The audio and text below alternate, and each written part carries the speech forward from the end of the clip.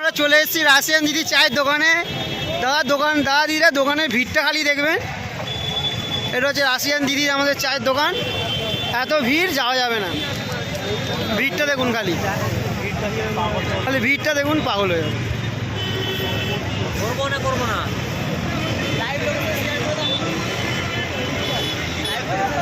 এটা হচ্ছে রাশিয়ান দিদি চায়ের দোকান, খালি ভিড়টা দেখুন।